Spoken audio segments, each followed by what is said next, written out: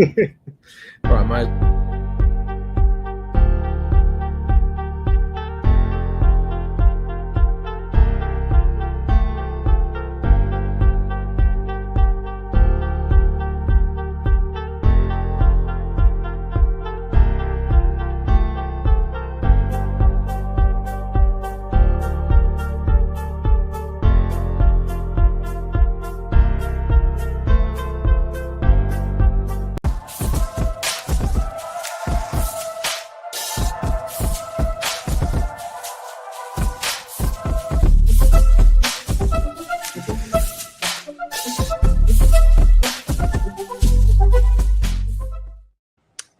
Happy Monday, everybody. Welcome to the Plug Talk Sports live show. This is episode 166. This is the second to last show of 2024.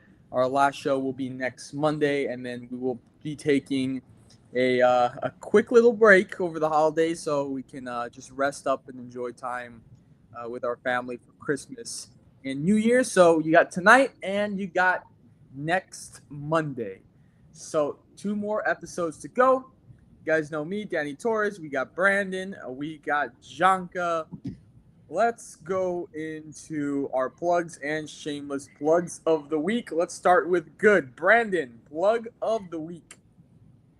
Plug of the week. It's got to be all of South Florida high school football champions out there. Now, undefeated against everywhere across the state. Lakeland had no chance. Those boys out in, Duval County, Tallahassee had no chance. It was just insane. So shout out to that, especially all the being played at FIU Stadium right there in the FIU campus. Or my apologies, Pitbull Stadium. I was about to say, campus. come on, man. Yeah, come on. You can't. Yeah, it's as weird as it is, still trying to get used to it. But yeah, I mean, so it was an all 305 type of showcase from the high school level. But so shout out to all of them, and especially to the West, Northwestern, and Teddy Bridgewater getting his first ever as a coach with Northwestern, a state title in his first year. So it was pretty cool to see. Yep. Janka? Man, you got me there, bro. I mean, I know we didn't have a show last week. So, I mean, the good thing is, like, Art Basel is finally over. So the stress about at work is finally gone. I mean, that's a positive for me. No matter, that's the 1 week of the year that I dread. It's finally over. And what else? Positive. Finally, well, not for you two, but like for me, there's finally some information coming out for the new season for Dragon Ball Super. So I've been waiting 6 years for this news, bro. Finally, we get some sort of information coming out after Akira Toriyama's death. Rip to him, to the GOAT. But I'm excited for it. That's all I needed. It made my week. For me, I'm about to shout out Jimmy Butler. Okay. Went out to his new coffee shop, Big Face brand. He's had the brand for a bit now, since 2020, but this is his first official flagship store. He's had pop-ups in Miami, here and there, but not an official store. Finally opened an official store, and let me tell you, I went into it not with any high expectations, because sometimes you get high expectations and then you're like, oh wow, that really disappointed me. The coffee shop was really cool. It looked like a rocket ship, very slick, very modern and simple. Got some merchandise, got myself a vanilla latte. Very good. I'm not going to lie to you. Very good. Probably one of the smoothest coffees I've ever had. And I'm probably going back again this week because I'll be in the area. So probably going to go back again to get myself a coffee. But very good. I have to give a thumbs up to Jimmy on that one with the coffee. Brandon, let's go with shameless plug of the week. Well, shameless plug. Actually, I know we're going to talk about it later on. And spoiler alert, it happened on Saturday. I think I'm with you, buddy. If I know what it is, I think I'm with you. Well, of course, we're going to get into it. But besides that, shameless, I would have to say, look, I went to this place and of course, for those who are, very much into the line dancing scene or whatever in Miami, it's a PBR on Saturday night for a friend's fiance's birthday thing or whatever. We had a little table area there. I can't dance line dance. I can't dance at all line dance. And it's like, they play like this music where it's like, man, I mean, I love like, like an Usher or whatever. Oh, this is cool. Morgan Wallen. They know every single type of routine for every single song. It makes no sense. They could be playing trap. They could be playing bachata. They could be playing, of course, regular country. They'd be playing early 2000 beats. Like line dance to anything. They line dance to anything. And they all know exactly what's going on. Like, they're all actors, right? That's the only way I can think about it. If you do line dancing and you live in South Florida, you must have like a Facebook group, a group chat, or something like a Twitter space every single day talking about, okay, guys, we're going to do two-step. There's no way. So, shame, bad would have to be, I just can't dance line dancing. Am I going to go, out of my way to learn it? Hell no. So, something's fishy going on there. I don't know. Someone's got to look into it. Okay. Jonka? Man, I'm going to have to say it, even though we're going to talk about it later, but I 100% disagree with the Heisman Trophy winner. I'm not going to say it. If you don't know who it is, don't spoil it. I'm not going to say it. Don't spoil but it. I 100% disagree with their choice. It makes no sense to me, statistically or logically. But if you want to hear more, stay tuned, buddy. Stay tuned. Mm-hmm. For me, it's going to have to be, and it's quite comical, I think. I mean, it's comical, but quite serious at the same time. I don't know if you guys have seen about these drones that are flying over New Jersey. I don't get it anymore. What is going on? We have no answers. The government hasn't told us anything. There's no way they don't know what's going on. They got to know what's going on. But it's quite comical to see people on the internet. Man, I saw some guy trying to point his shotgun to the sky like his shotgun was going to reach the drone thousands of feet in the air. I think the whole situation is, I think people deserve answers, but it's quite comical, and it is kind of a shameless plug. But yeah, someone's got to figure out what's going on in New Jersey. Someone's gonna find out real quick about the drones. I know Jonka was like, "Oh, it's aliens."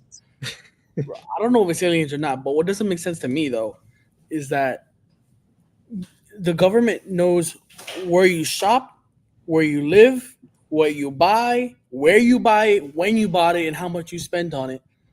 But you're telling me they don't know what's up there? I don't know. Hey, it's a Hobby Lobby conspiracy. That's the best way to put it. So. Hobby Lobby conspiracy. All right, let's talk some sports. Start with the NFL. Week 14. We got 2 games on Monday night. Right now, Minnesota Vikings are beating the Chicago Bears with 6 minutes left in the third quarter, 13-3. And then in the third quarter as well, this sounds like a stinker of a game, but the Atlanta Falcons are only up 9-3 over the Las Vegas Raiders. So we got those 2 games going on right now.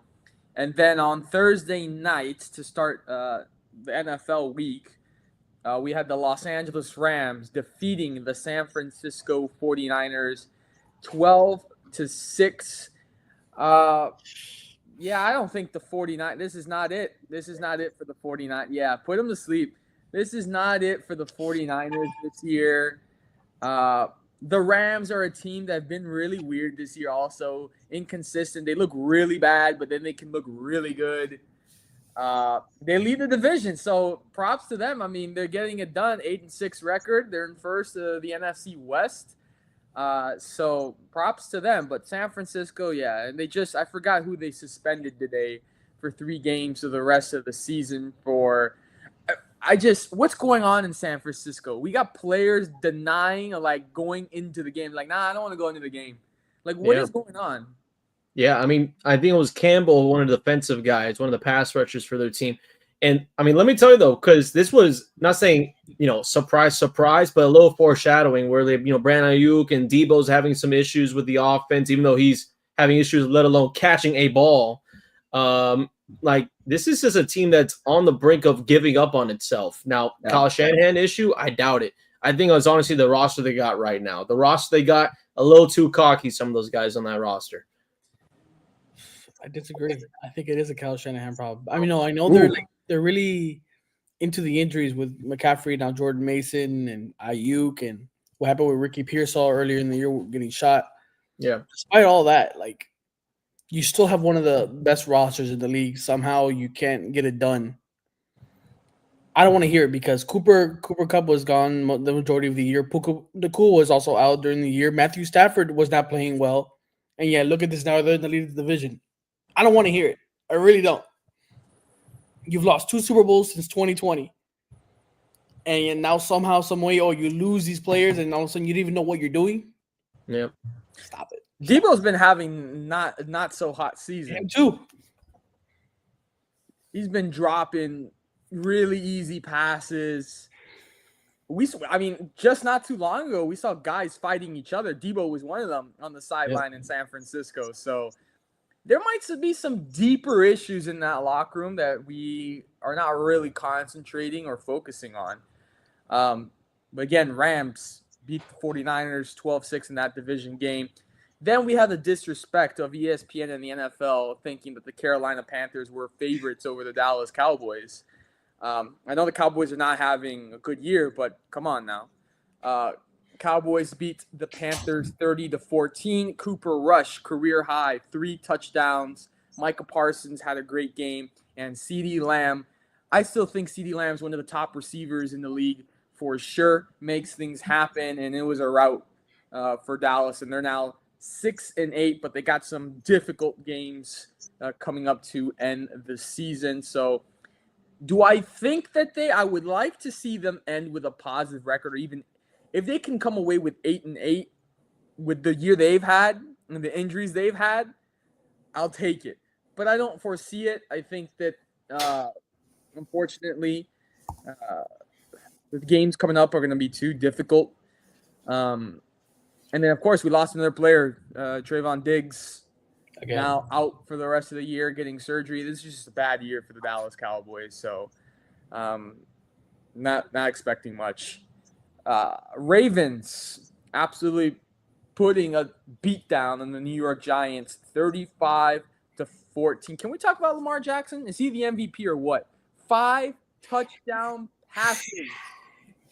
Yeah, impressive showing, but again, it's the Giants. So if he wasn't even getting more than 3 touchdowns for the day, it would have been more of a shock than 5.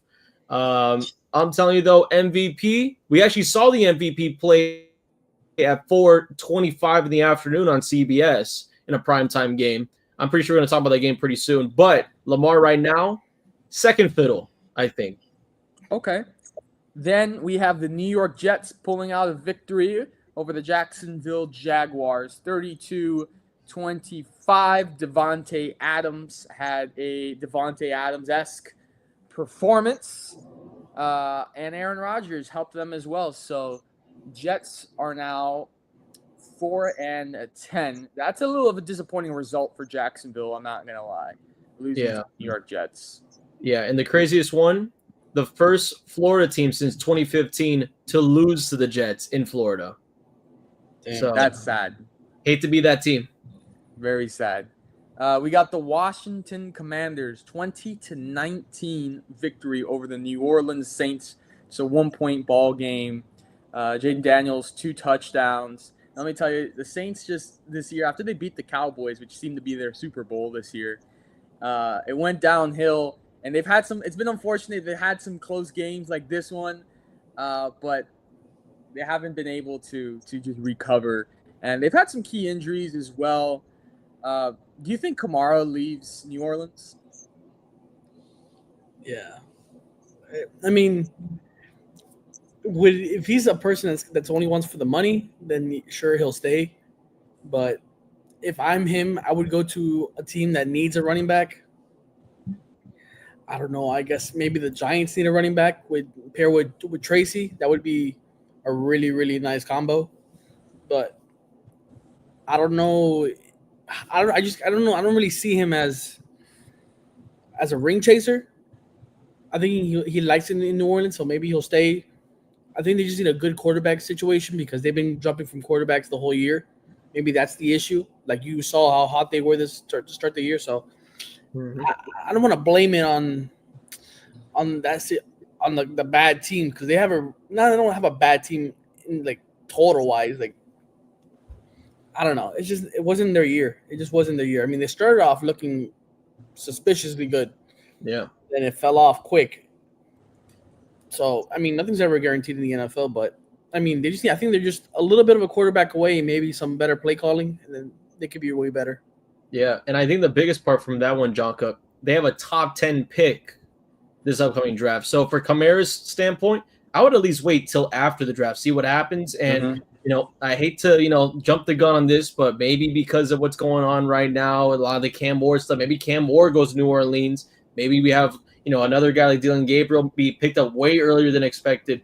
Who knows? So I would definitely, if I was Kamara, wait till the draft. I could see Cam Ward in the Saints jersey. Are you telling me that you can get you're giving a Michael Penix situation?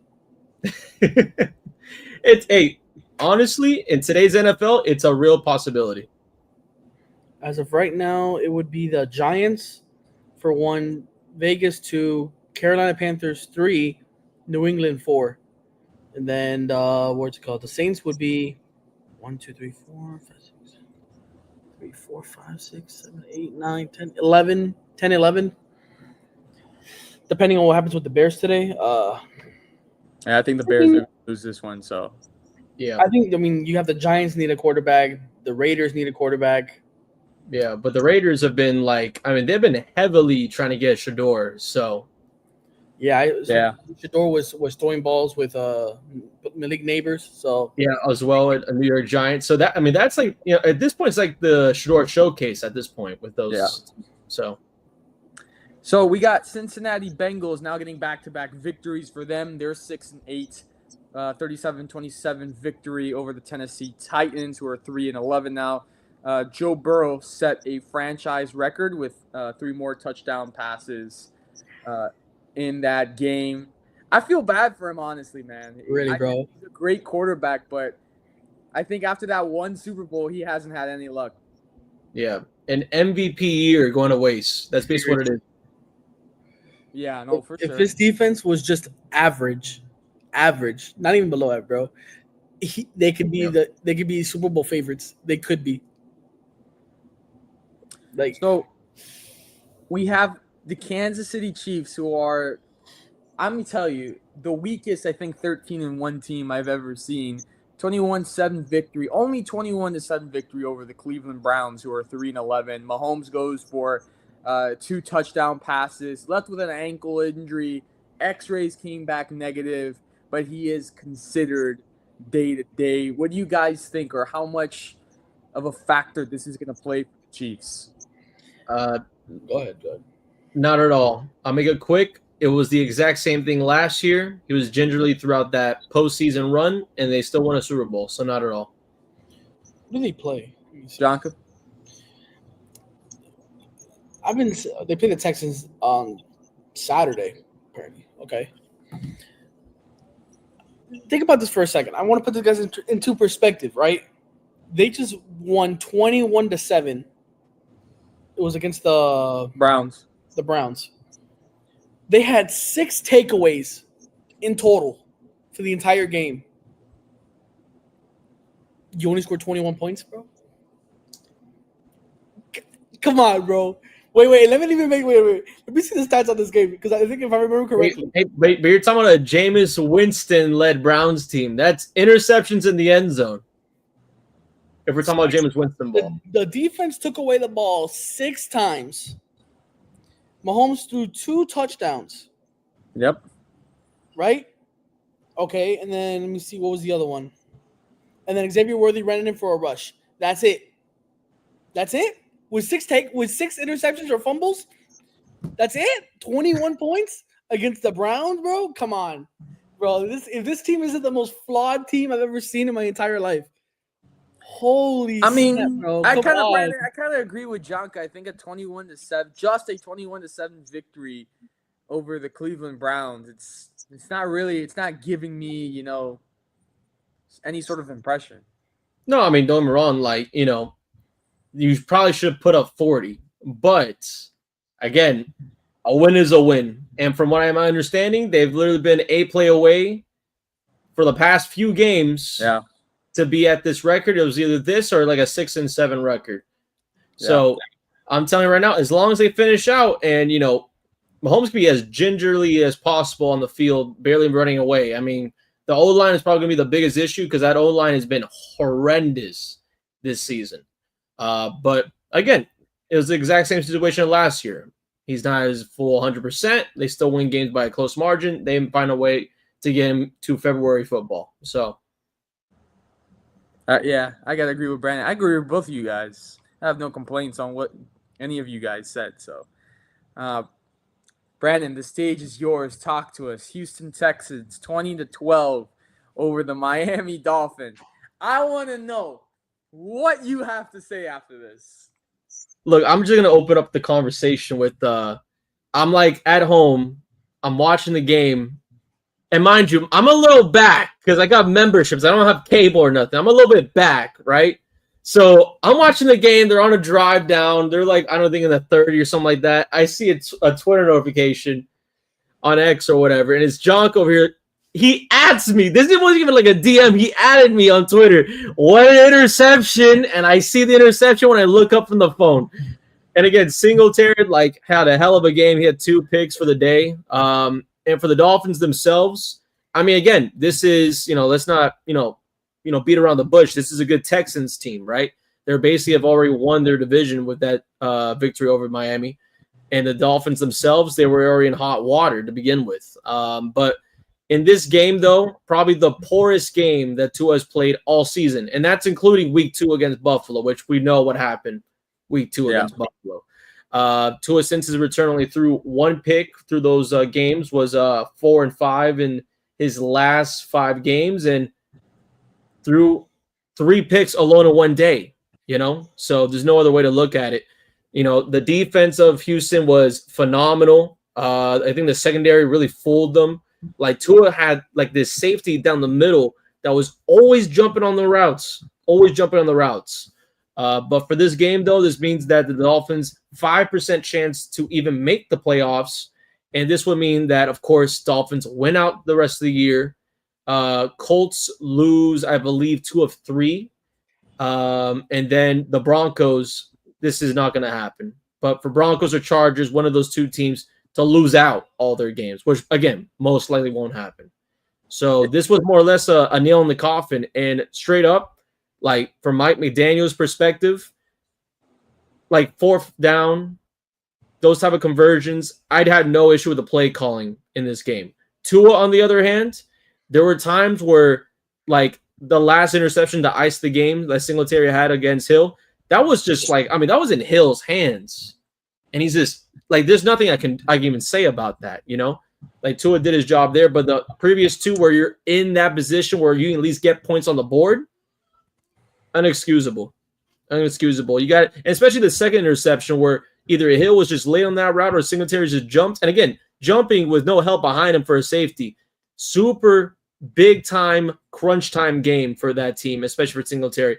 But overall for the Dolphins, it was really the nail in the coffin for this season. If they even make the playoffs, which again would be a 5% chance, 1 in a million, it would still not be even worth a chance to see Kansas City in Kansas City.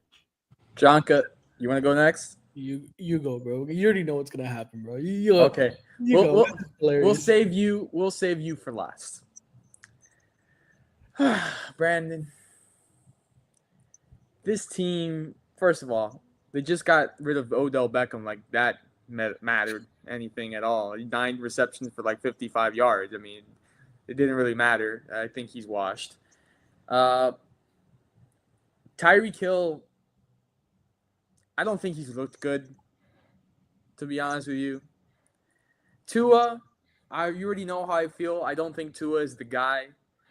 I feel that after this season for the Dolphins, in all aspects,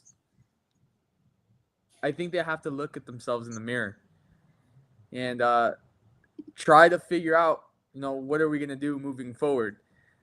I know you're looking at me like, what they should do moving forward. Well, what they should do moving forward is get a new O-line and a new offensive coordinator. But we've been talking about that for years now. Yeah, but last year with a good O-line, they were set. Connor Williams leaves. Another guy from right side of the trenches, he leaves over to Carolina. Like, I'm not going to lie to you. Eichenberg can leave like by tomorrow, Jackson can leave by tomorrow. There's guys on our own line where penalty-wise and also, of course, the quarterback being rushed as he is, I don't really think it's a skill-based thing. I think, honestly, if there's any team that needs like a really like stern look besides the offensive line, it's got to be the defensive side. We brought in, I don't know how many big-name guys, again, aged guys, but big-name guys for that defense where you have Poyer, Brooks, and Brooks has been playing good for the past 2 weeks. But yes, I'm going to mention his name as well because we're talking about the season as well. Brooks. Then you also talk about Calais Campbell doing his job. We are one of the worst teams in sacks throughout this season. If there is going to be someone to look at, is the defense mostly on this part for the Dolphins moving forward, at least. But that's just me, though. That's just me, though. I just don't see them. I just don't see them going anywhere behind Tua Tagovailoa. I don't. And then we see Mike McDaniel has – Brandon, where has he taken them so far, aside from him having his concussion issues? We've Tua had has taken the Dolphins to 2 straight years of playoff appearances for a franchise. And I know the understanding of – because, again, I get it. You're a Cowboys fan. You know that you're going to be getting a playoff win here and there. Yes. All right? The Dolphins haven't gotten a playoff win in 24 years. Tua is the best quarterback they've had since Dan Marino. And that's not even an overreacting, unless you're talking about Culpepper or Jay Cutler to me. All right? Tua is the least, and I'll say this because there's been a lot of franchises out there that killed themselves over this. New York, both franchises. The quarterback is really not the biggest issue. The quarterback is probably the least of the issue. Tua is just Drew Brees as a Polynesian version. All right? You can look at it as it is. NFL leading passing yards, was a Pro Bowler. The guys brought them to playoff opportunities. He hasn't been healthy enough to play in those playoff opportunities most of the time. So if you ask me, is Tua the guy?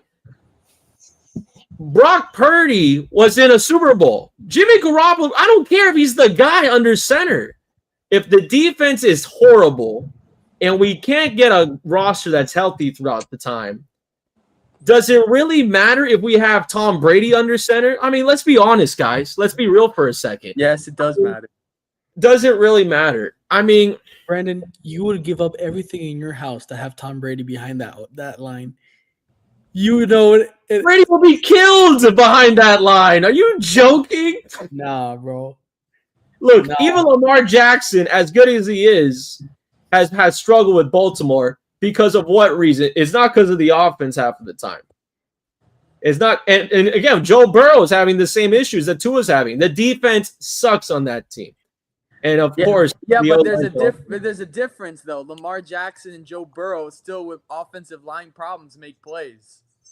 Yeah, make plays. All right, my apologies if Tua can't be hitting a 4.20 on his 40-yard dash. Look, I don't need Tua to be running the ball like crazy. I think the idea of a today NFL quarterback has gone away for the fact that it's the fact that a guy can get the ball out fast. And I seen this Dolphin team without Tua, with all the pieces they had, and they don't even look like they're even worth a Division I in college football. So trust me when I say this. When I look at Tua Tagovailoa's future with the Dolphins, it's already in stone. He's going to be here for the next 4 years. McDaniel's going to be here till 2026. Mostert as well. They already signed these extensions. There's no way financially they're going to get out of this, and I'm fine with it because what am I going to complain about? The guy has done everything right at this point. I mean, I think we can complain about that Mike McDaniel is 3-12 against teams that are 500. I think we can complain about that. And that's winning records back to back. And again, this year it's in jeopardy, obviously, but it's better than a Brian Flores 1-7 to start the year, and then 7-1, or better than I don't even know what the Goblin guy looking name is, the one that started with a P with Ryan Tannehill. Philbin, yeah, better than Philbin. And at least my lifetime, he's been the best Dolphins coach I've experienced. So Jonka, It's hard for me to complain at this point. take over this, man, because the So guy I know said we have- Tua Tagovailoa in the same sentence as Drew Brees. That's why I I know- lost him, man. I know we have limited time, so I'm gonna make this quick so we can get on to the next topic. Because let me just tell you this right now: if you want to believe that making a playoff appearance is equal to making the Super Bowl, I didn't say that's what, listen. All I it's care early about, in his career. I care about rings, bro. If you can't even win the playoff, don't even talk to me. If we're gonna equate making the appearance to winning it, then LeBron James is the GOAT. Because he's went to I don't know how many finals by now. Michael Jordan only went to 6. So let's stop with this BS already. Second of all, No one to call Lamar Jackson. if we're gonna bring up defense, sure, the Dolphins defense has not looked good this whole season, right? But the defense played well enough on yesterday to give Tua a shot. The game was only by 8. Most of the game was basically close. And yet Tua crapped the bed. He had people butt cheeks open and he couldn't hit it. One game. Bro, One game. Have we missed the other week since his return? Derek Stingley was legit by himself, ready for that ball like this, and Tua's like, "Oh, he's open. Let me throw it to Bullock, bro."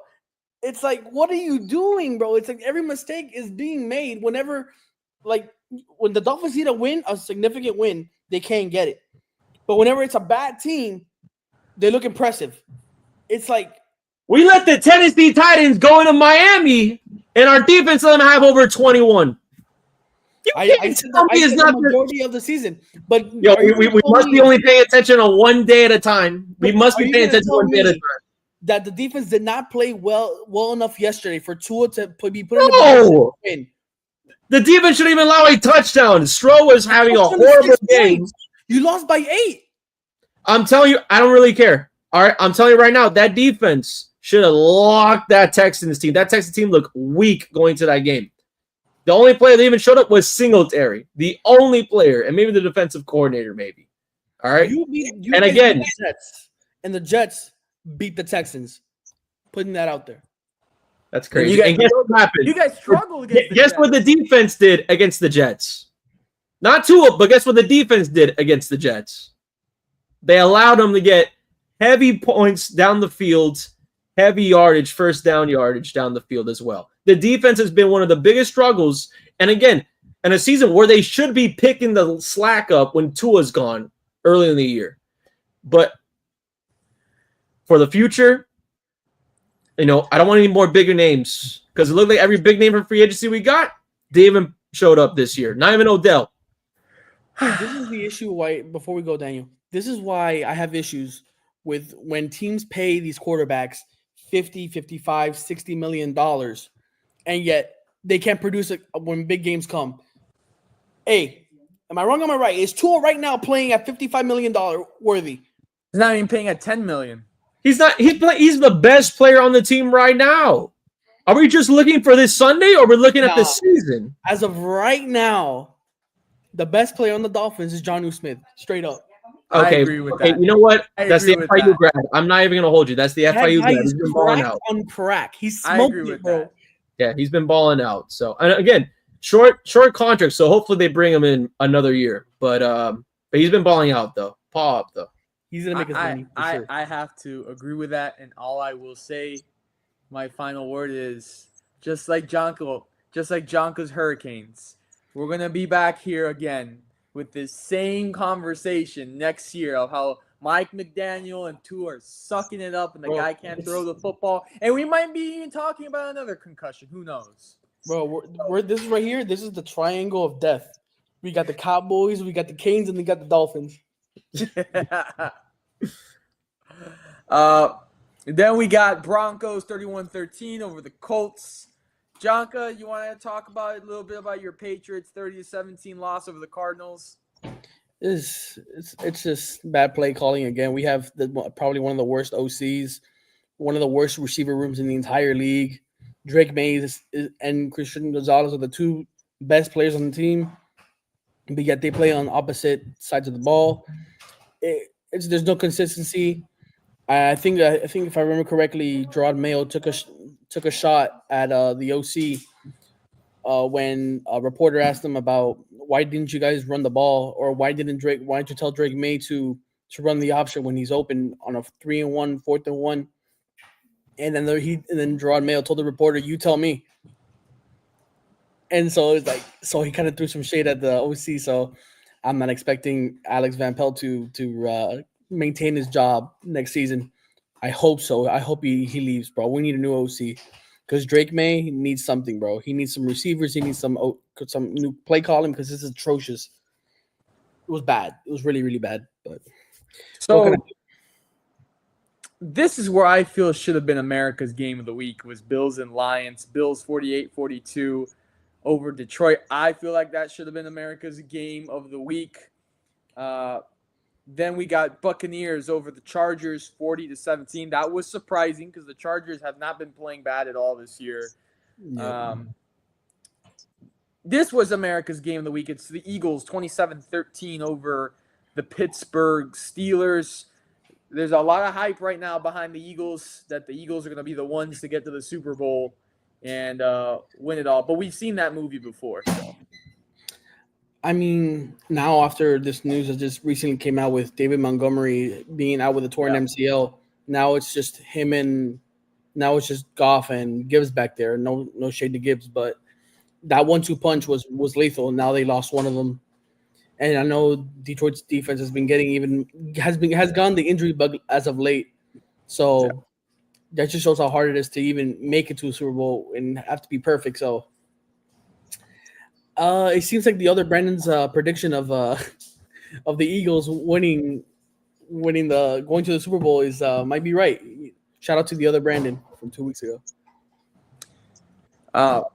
Green Bay 30-13 over the Seahawks. And listen, this is a team, I'm telling you, this is a team that no one is going to talk about, but this is a team that can knock out either the Lions or the Eagles. It's the sound. My boy Josh Jacobs is cooking. No one talks about them, but they can do it. They can do it. I can see it happening. Philadelphia and Green Bay, I can 100% see Jordan Love knocking Jalen Hurts in the Eagles out of the playoffs. I can see it. I can see it cooking. I can see it happening. Let's talk some college football. So we finally got the college football playoffs. Let's look at the playoff bracket. What is this guy? What is this guy wearing? What is Navy? Oh, okay, there we go. So Arizona State is getting a bye, and they will face either Clemson or Texas. I don't know about you guys. I'm taking Texas in that game. Yeah, I believe. Also, before I go ahead, go Navy, right? America game of the week, real America game of the week. But besides that, though, Longhorns got that easily. I mean, it's going to be a hosted game out there in Austin. Now, the question is, which viewers shows up? That's the real question. So it'll be a tough one, but it should be a win for the Longhorns. Jonka, Texas or Clemson? Man, Texas or Clemson, bro. Like, it's a tough one because, Dabo Swinney, he's a good coach. They've had a good season, and Cape Klubnik has actually improved, which was my question before the season started. Is like, he didn't really impress me last season, but this year he's actually picked it up. He's been playing well. But the thing is, the question for me is, are they going to put Arch Manning in over Quinn? If so, then I choose Texas. But if Quinn Ewers starts, I can see Clemson upsetting. I really could. But as of right now, I haven't heard any news about anybody being benched. So, oh my God. I think I don't care if I'm wrong, bro. I don't care if I'm wrong. Clemson. I think Clemson upsets. Okay. We got Oregon with a bye week, and then we got Tennessee versus Ohio State. And That's a good game. I'm going to have to go with the Volunteers. Yeah. Hey, I mean, again, one of the worst first quarter scoring teams is Ohio State. Not even scoring more than 7 in the first quarter. So for Tennessee and some SEC offense over there in the horseshoe, it'll be really impressive to see what happens there. I think Ohio State's kind of bluesed and beaten up, no pun intended, against Michigan. I got Tennessee too. Jonka? Yeah, I got to see what happens with Ohio State because I know Will Howard has also been playing well, but I got to see how they're going to utilize Mbuka and Jeremiah Smith and everybody else. But Tennessee has, I think they have a stronger defense, but I don't know how long they're going to be able to hold up those receivers. But I think Ohio State, man, it's so tough because I love the Volunteers. I'm gonna have to go against Ohio State because my Cane blood is already flowing through me. I can't go for Ohio State. Yeah, so let's go Volunteers, bro. So we got Boise State with a bye week, and they'll face the winners of SMU Penn State. And I'm going on Penn State with that one. Yeah, Penn State in a whiteout, undefeated in my book for the playoffs. Yep. Ain't no way I'm rooting for Penn State. Oh my god! I have to represent. Wow. I have to represent the ACC no matter what because we've been disrespected all year. SMU will upset Penn State, and we'll get the respect we deserve. Hopefully, You got the guy. keyword. Hopefully. You got the guy who says he's a diehard Canes fan and is rooting for Florida. Hey, State. I can't even look. I love the ACC bias. The ACC, the most competitive league there is, and not a single soul cares about in the committee. If they do something at Penn State, again, third best team in the Big Ten, I would love it. I would eat that up. Again, I'm just there as a fan to watch that game. The rest of the games, I'm there as a hater to watch. But this one, I'm there as a fan of the ACC. So I can see it, though. It was just a couple of weeks ago. Clemson played South Carolina, who's actually coming out really hot at the end of the year. Yeah. And that game was 2-point game. Yeah. At the very end of the game. Yeah. Don't tell me they can't do it. I mean, again, for SMU, they're gonna get smacked around. But besides that, though, I'm all for the ACC. Though I love the ACC bias, though. We need some bias in here because the SEC bias in that committee was. Yeah, I thought the Gators were gonna make it for a second. We have Georgia with the bye, and then we have Indiana against Notre Dame. I'm going with an upset with Indiana over Notre Dame. I so hope that happens. Bro. Yeah, like the battle for the state, but the state hasn't gone Hoosiers in a long while, so I'm going Notre Dame. You're going logically with this one, aren't you? Yeah, that's a logical thing. I would love to see Coach Sig and all of them figure it out, for I can see, as funny as this may be, because I don't know if it's Orange Bowl or whatever, but a big-time bowl game, Indiana, Georgia. And again, with no Carson Beck, I like the winner, whoever wins this game, to go on. I mean, it's such a ridiculous matchup, but yeah, Notre Dame should win this one. Jonka? Yeah, I'm choosing. You already know. I'm not going for no more Notre Dame, bro. You going Indiana? Yeah, let's go Hoosiers, bro. There we go. And we got Mendoza, Columbus grad right there, Indiana. So I'm rooting for him. All right, let's talk about the Heisman. Travis Hunter was named the Heisman winner, and it was a beautiful speech, especially when he spoke to the camera towards his father.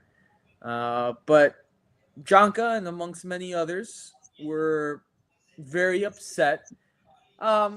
I wasn't too upset about it. He won. Yes, I do think that Gene T should have won the Heisman. How do you guys feel about this selection? Listen.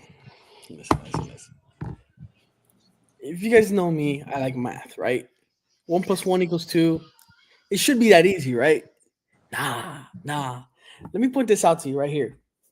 I'm gonna give you Travis Hunter's numbers right here. He was 6th in receiving yards, 5th in receptions, 2nd in receiving touchdowns, and 17th in interceptions because he plays both sides for people that don't know.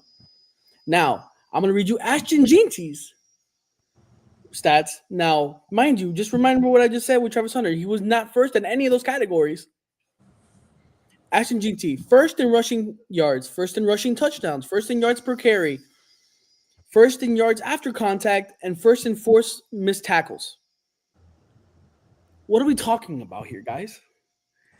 How is this not like one of the biggest snubs in college football history? Like straight up, one is in the playoffs, one isn't. One played and one is conference championship game. One didn't.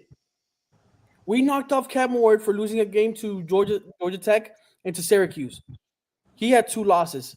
Oh, Travis Hunter has 3 losses. So the math ain't mathing here. I swear to God. Dylan Gabriel was undefeated the entire year. They got a first round bye. What are we talking about here, guys? This is the most like fakest award I've ever seen somebody given, bro. Deion Sanders must have given his whole entire paycheck for the year for this to happen, to make him look good, to get recruits to come into Buffalo. Okay, nobody wants to play in that cold, bro. This is the biggest BS I've ever seen, bro. Imagine you, Daniel, Brandon, you go out this entire year, right?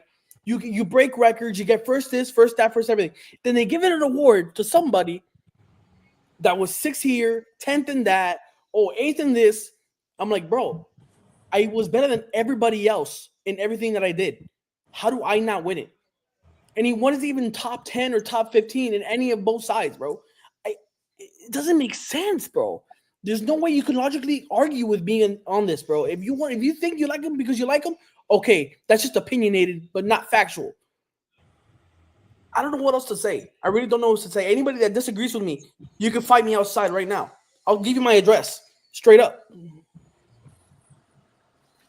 Yeah, but I mean, I'm gonna piggyback on that. Not the fighting part, but I'm gonna Yeah, piggyback. Brandon, please restore peace and law and order to this podcast. Yeah. So, and again, John had a lot of great points there because I also looked at even the awards beforehand of this Heisman, and it's like Hunter wins best wide receiver over Smith and over. I mean, hell, Eric Rivers of FIU was a huge candidate for it, and he didn't get it. And as well, a kid named Nash from San Jose State. I just find it insanity because I think from at least from the voters, the AP voters, the former Heismans, whatever it is, that they looked at this and they said, who is the best athlete on the field? I didn't think it was a stat thing. I think they didn't care if he had X amount of touchdowns or this and that. It was just an athlete thing. And in my honest case, in that sense, might as well give it to him when he was at Jackson State. All right. Yeah. We been knew he was a two-way athlete. We been knew he was a future NFL playing on Sundays, number 1 overall type of guy. We all knew that going into even his freshman year. So I think it's kind of insanity to say that Travis Hunter, and again, incredible season he's had, but in the positions, not the best. All right. And we're talking about a guy that just plays DB and wide receiver. We're not talking about a guy that's on special teams juking guys out. We're not talking about a guy that's really pushing the envelope. All right. He has one of the best quarterbacks in the nation in Sanders, kid, Shador. And you're trying to tell me he doesn't have stats that match up for top 10, top 5 in touchdowns, top 5 in overall receiving yards. You're trying to tell me he doesn't have one of the most interceptions in all of college football, let alone in his own conference. I was just stunned from seeing him win it. Again, I do have to admit, though, with the athlete perspective, though, I'm not surprised. But Genty's right there, though. We're talking about a guy that's going through 8 to 7 guys on verge of breaking a record, depending what happens, of course, in the first, my apologies, second round of these playoffs, where he could pass the all-time rushing record, which is kind of one of those things where it's like, man, who would have thought that this was going to happen on a Boise State? So Genty honestly should have won it. And even before I even go into any further about the winner, I think even more insane was the vote count and the results at the end. Cam Ward had 6 first-place votes. 6. That doesn't make any sense to me. For him to be placed 4th, like that was 6 first-place votes, and then you have Dylan Gabriel, who, again, in his own right, undefeated, as Jonka said. Oregon is one of the best teams there is. But, I mean, the stats aren't there, Besides maybe starting, which, again, over 6 years, pretty impressive that you're able to start through 6 years of college with a PhD, hopefully. But yeah, for Cam Ward, great that he made the AP All-American with Restrepo this year. But for the Heisman, at least more than 6 first-place votes. That I thought was comical. again, very close. Gentry should have won it, and the voting heavily biased, I'll have to say, towards the athlete and not the numbers. Sticking with college football and locally, FIU's finally found their new head coach. It's Willie Simmons. You ask who Willie Simmons is? Well, he was a player at Clemson. Then he coached at Lincoln High School here in Florida. Then was on the coaching staff as a GA at Clemson. And then he spent some time moving around coaching positions with Middle Tennessee, which is a program that is in Conference USA. Then he was at Alcorn State, Prairie View A&M. He was the head coach of Florida A&M. And recently, last year, he comes to FIU by way of Duke as their running backs coach. From what I've seen from Willie Simmons so far, and just the message that he is conveying to alumni, student body, and the players, I like it.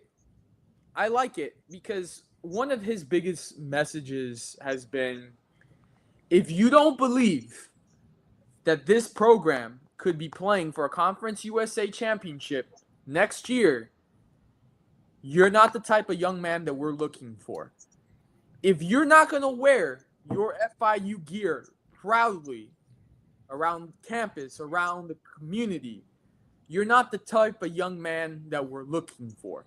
I think that's a problem that they've had not only in the football program, but also deeper through athletics. There is no pride in the university. We have so many people at FIU that have so many allegiances to so many other universities, and they're just like, yeah, I just get my paycheck from FIU. There's no pride, and I think once they instill that pride, and talking about the football program, and you got players that are proud to play there and to put on, that uniform and play, I like the message that he is conveying. And I think they need to continue to build on that. And we'll see how it goes. I mean, he has a good resume, good experience. In his 8 years of coaching in college football, has not had a losing season. And that is very hard to do in college football. Yeah, and honestly, for at least Simmons' point of view, this is going to be something that's not new to him, right? I mean, went to FAMU, he changed that entire program around, and now he's going to be doing this again in the state of Florida. So this is actually something we talked about in the previous podcast for an FIU potential head coach, where we want something that's kind of local, right? We wanted something that can help us recruit in state, and especially hopefully here in South Florida, where of course, be 3 stars and maybe a 4-star, maybe, I don't know, 5-star. I doubt it at year 1. But I think this is big, honestly, for recruiting and as well for Simmons. This is coming off of a 9-3 year at Duke as a running back coach. And again, of course, not offensive play caller, but, being part of that side in Division I, he can definitely bring a lot. I mean, let's say there's a lot of running backs we have in South Florida. They can go see this and say, man, we can run something at home here. We can be something at home here. So I think, honestly, the running game is going to be really fun next year. I want to see what happens, honestly, because quarterback play has not been our strong suit these past few seasons. Yeah. Of course, besides Jenkins, obviously, shout out to him in the transfer portal. But besides that, I love the hire. I love the hire. Doc? Yeah, I can't hate anything you guys are saying. I think what he brings is accountability. If I say that correctly, if I said accountability, where the team has not had it. It's just there's no, like Daniel said, there's no pride. So there's no want to make history at FIU. There's no determination to win. There was nothing. I mean, there was the demand for new jerseys and a new stadium name up every year for apparently, but now I like the message he's sending, and especially with what he's done at Duke. Hopefully, he can bring some guys in from Duke. You never know, and you can use the transfer portal now since he's the head coach now, and now he has that power to recruit on the transfer portal. Hopefully, bringing guys that we weren't getting beforehand with McIntyre, and then now we can move forward. Eric Rivers is gone. Jenkins is gone. It's a whole new thing. We don't know what to expect. Other teams don't know what to expect. Who knows? Maybe FIU just found the gem. Maybe he's the guy. But teams don't know that now. So it's a good thing that we're starting fresh. We can get some new receivers, new quarterback that fits the system, some running backs because that's his specialty. Yep. Now find a defensive coordinator that can be set because we lost a lot of games because our defense was not up to par. Yep. Which would have given us a way better season than 4-8. Yep. Mm-hmm. I mean, it's his first year. I'm saying it's only been a couple, maybe a month since he got hired. Maybe less than that. Yeah. Let's give him some time. Let's see what he does in the transfer portal. I really want to see kids that want to get an opportunity to play. There's a lot of kids that sit on these big stadiums and these huge university programs that don't get to play. Try to get these guys and come to FIU. You're in Miami. I mean, it doesn't matter if it's Coral Gables or if it's Hialeah. It's still Miami. You get to play. You get to show off. It's not like FIU is a bad program. I mean, you're still Conference USA. It's still respectable. So you get to show off what you can do. We saw what Eric Rivers did this season. Now, all of a sudden, over 30 programs across the nation, top programs are offering. Even UM is offering him. I think he's visiting this week. Yep. Hey, you never know. Like FIU, Jonnu Smith is balling right now on the Dolphins.